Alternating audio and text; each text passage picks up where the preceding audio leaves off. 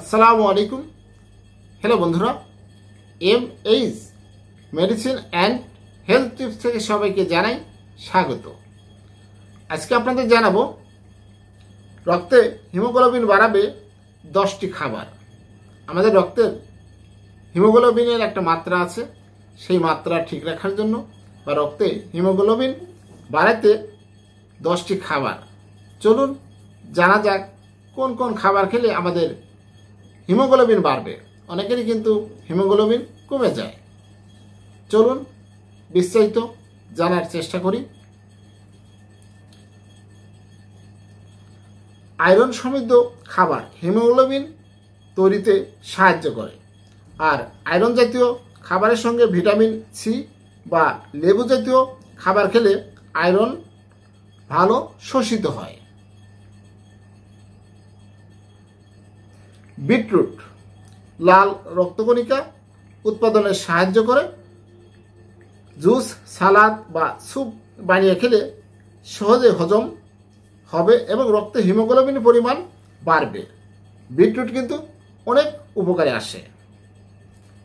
বিভিন্ন ধরনের বাদাম বীজ, বিশেষ করে কাজু বাদাম, কাঠবাদাম, সূর্যমুখী ফুলের বীজ প্রচুর পরিমাণে আয়রন থাকে এবং অন্যান্য পুষ্টি উপাদান সমৃদ্ধ।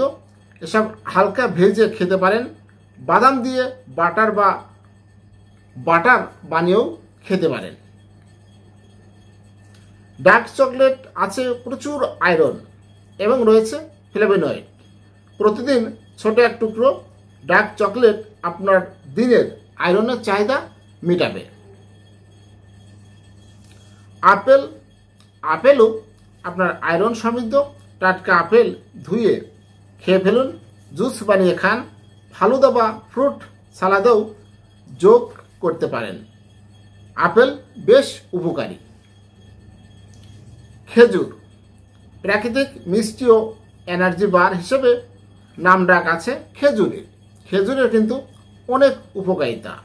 ধুয়ে চিবিয়ে খান, উষ্ণ গরম দুধে ভিজিয়ে জুস বানিয়েও বা ফালুদার সাথে মিশিয়েও খেতে পারেন। মিষ্টি কুমড়ার বীজ, আপনারা জানেন মিষ্টি কুমড়ার বীজ আয়রন ও জিঙ্ক সমৃদ্ধ। সামান্য ভেজে বা সালাদ হিসেবে এই মিষ্টি কুমড়ার বীজ খেতে পারেন। রেড মিটও আয়রন সমৃদ্ধ। গরু বা খাসির পাতলা মাংসের পিস গ্রিল করে বা সবজি দিয়ে রান্না করে খেতে পারেন রেড মিট। বিভিন্ন ধরনের ডাল আয়রনের ভালো প্রাকৃতিক উৎস।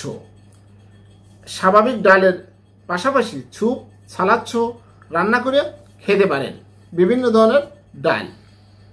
বেদানা, ডালিম বা আনার আয়রন ও ভিটামিন সি সমৃদ্ধ ফল। শুধুই এর দানা তো খাবেনই, জুস বানিয়েও বা দইয়ের সঙ্গে মিশিয়েও খেতে পারেন বেদানা। হ্যালো বন্ধুরা, ডালিমের কিন্তু অনেক উপকারিতা রয়েছে, তাই আমাদের অবশ্যই এই ফলগুলো খেলে আমাদের হিমোগ্লোবিন বাড়বে।